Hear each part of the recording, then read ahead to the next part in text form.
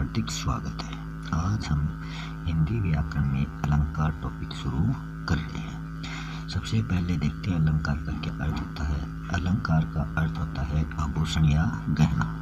जिस प्रकार एक स्त्री आभूषण और गहनों से बहुत ही सुंदर लगती है, उसी प्रकार काव्य में अलंकारों का प्रयोग करने से काव्य की सुंदरता में भी चार चांद लग जाते हैं। अलंकार का शाब्दिक अर्थ क्या होता है? आभूषण यानी कि गहने। किंतु शब्द निर्माण के आधार पर अलंकार जो है ये दो शब्दों से बना है, अलम और कार के योग से।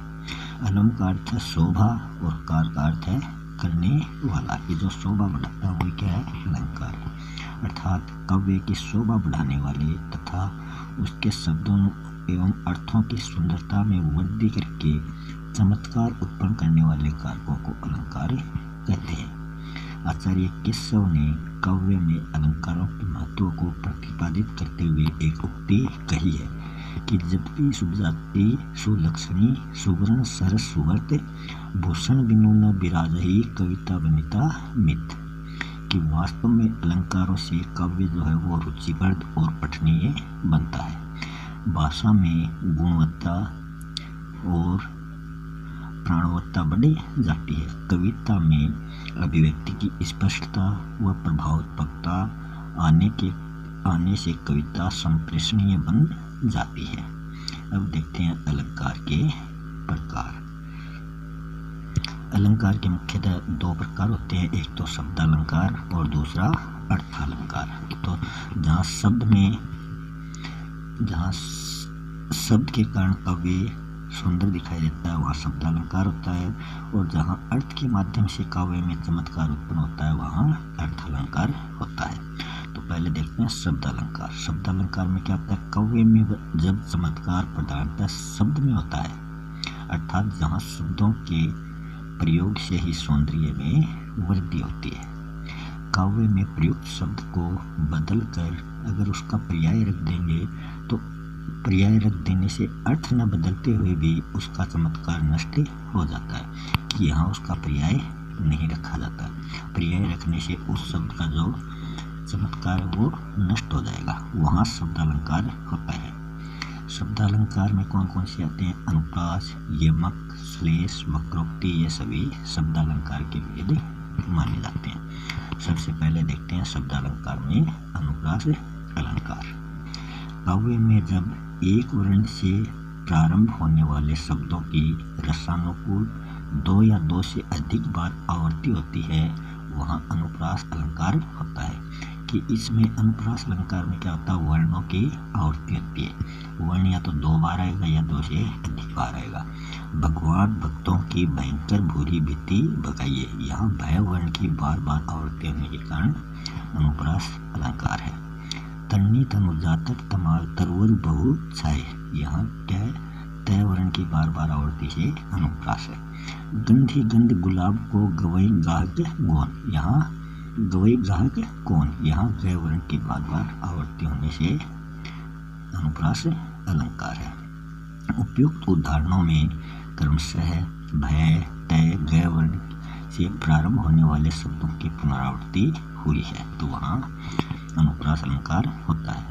अनुप्रास अलंकार के भेद होते हैं छेकानुप्रास, वर्त्यानुप्रास, श्रुत्यानुप्रास, अंत्यानुप्रास, लाटानुप्रास, ये इसके भेद होते हैं। फिर आता है दूसरा शब्दालंकार यमक। काव्य में जब कोई शब्द दो या दो से अधिक बार आए और हर बार उसका अर्थ बदल जाए वहाँ यमक अलंकार होता है। जहाँ वर्ण बार बार आए वो तो होता है अनुप्रास, और जहाँ शब्द बार बार आए वहाँ यमक अलंकार होता है और हर बार उसका नया अर्थ आता है। कनक कनकते शोभनी मादकता अधिकार, यहाँ एक कनक का अर्थ नहीं है और दूसरे का अर्थ है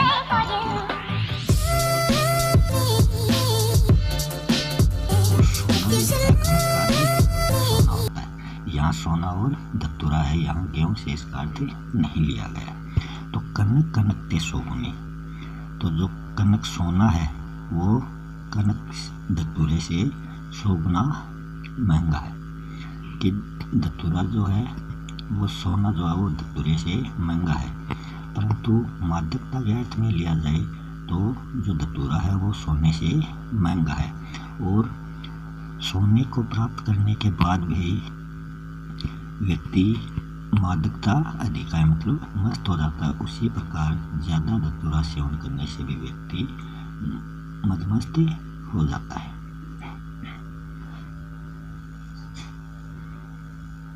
या खाए बुराई जग वा पाए बुराई, तो इसमें भी बुराई की 2 बार आवृत्ति हो गई और दोनों बार उसका अर्थ अलग अलग है।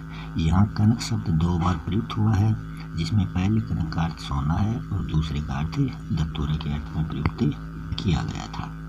गुनी गुनी शब्द के कहीं निगुनी गुनी न होत, यहाँ गुनी गुनी शब्द की बार बार आवृत्ति होने से यह मकलंकार है। शून्यों कहूँ तरु अरकते अरक समानु उदोत, यहाँ अरक वर्ण की बार बार अर्क शब्द की बार बार आवृत्ति हो रही है। ऊंचे घोर मंदिर के अंदर रहन वारी, ऊंचे घोर मंदिर के अंदर रहाती, यहाँ भी शब्दों की बार बार आवृत्ति होने से यह मकलंकार होता है। 3 बेर खाती थी वे 3 बेर खाती हैं, तो 3 बार और 3 बेर फल, तो यहाँ समय और फल के बारे में बताया गया है। हर बार इनका अर्थ भिन्न होता है। फिर है श्लेष अलंकार। श्लेष अलंकार में क्या था? जब काव्य में प्रयुक्त किसी शब्द के प्रसंगानुसार एक से अधिक अर्थ होते हैं, वहाँ श्लेष अलंकार होता है। यहाँ तो शब्द तो एक ही होगा मगर उसके अर्थ अलग अलग होंगे। और यमक में क्या था? शब्द अलग अलग थे और 2 शब्द थे, उनके दोनों के अलग अलग अर्थ प्रयुक्त हो रहे थे। यहाँ एक ही शब्द के 2 अर्थ लिए गए हैं। पानी गए न उभरे मोती मानुष सो, यहाँ जो पानी शब्द है इनके 3 प्रकार के अर्थों में इनका प्रयोग किया गया है। मोती के संबंध में पानी का अर्थ चमक होता है, मनुष्य के संबंध में पानी का अर्थ इज्जत होता है, और चूर्ण या आटे के संबंध में पानी का अर्थ जल होता है। यहाँ पानी शब्द का मोती के संदर्भ में चमक, मनुष्य के संदर्भ में इज्जत तथा चूर्ण या आटा के संदर्भ में जल होता है। सुबरन को ढूंढत फिरत कवि वे बिचारी चोर, यहाँ सुबरन के भी अलग अलग अर्थ लिए गए हैं। सुबरन शब्द उसमें क्या है? श्लेष अलंकार है। सुबरन का अर्थ कवि के संबंध में हो तब वो अच्छे शब्दों के लिए या अच्छे अक्षरों की तलाश में ढूंढता रहता है। वे बिचारी के अर्थ में हो तो वे बिचारी क्या करता है? सुंदर रूप खोजने के लिए इधर उधर भटकता रहता है। और अगर चोर के संदर्भ में यह हो तो चोर के अर्थ में इसका अर्थ हो जाएगा सोना, कि चोर सोने की तलाश में इधर उधर उसको ढूंढता रहता है। यहाँ सुबरन में श्लेष है। सुबरन का अर्थ कवि के संदर्भ में अर्थ अलंकार। काव्य में जहाँ अलंकार का सौंदर्य अर्थ में निहित हो वहाँ अर्थ अलंकार होता है।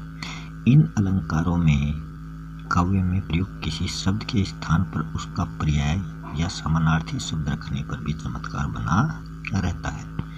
उपमा, रूपक, उत्प्रेक्षा, अतिशयोक्ति, अन्योक्ति, संदेह, भ्रांतिमान, विभावना, विरोधाभास, दृष्टांत आदि अर्थालंकार के भेद माने जाते हैं। तो सबसे पहले हम देखते हैं उपमा अलंकार। काव्य में जब 2 भिन्न व्यक्ति या वस्तु के विशेष गुण, आकृति, भाव, रंग, रूप आदि को लेकर समानता बतलाई जाती है, अर्थात उपमेय और उपमान में समानता बतलाई जाती है, वहाँ उपमा अलंकार होता है।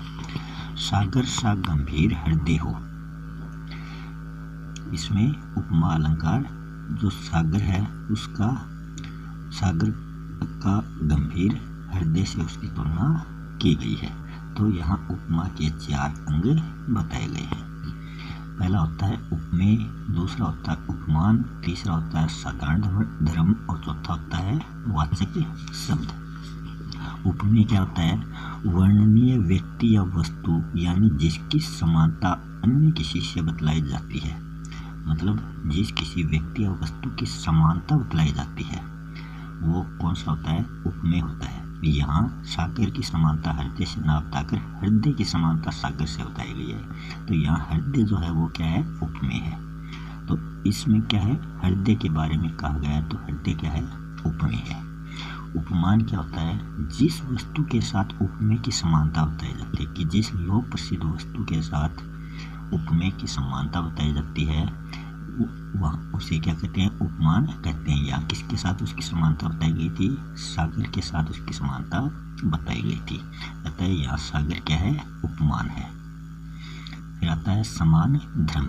जो समान धर्म है वो कौन सा होता है, कि किसके समान, तो इसमें जो गंभीर शब्द आया है वो समान धर्म में आता है। उपमेय और उपमान में समान रूप से पाए जाने वाले गुणों को समान धर्म कहते हैं। सागर भी गंभीर होता है, हृदय भी गंभीर होता है। उक्त उदाहरण में हृदय व सागर में गंभीरता को देखकर समानता बतलाई गई है, अतः गंभीर जो है वो शब्द समान धर्म में आता है। और जो सा शब्द आता है ये वाचक शब्द में आता है। वाचक शब्द जिन शब्दों के द्वारा उपमेय और उपमान को समान धर्म के साथ जोड़ा जाता है उसे वाचक शब्द कहते हैं। इस उदाहरण में सा शब्द द्वारा उपमान तथा उपमेय में समान धर्म को बतलाया गया है, अतः सा शब्द एक वाचक शब्द है।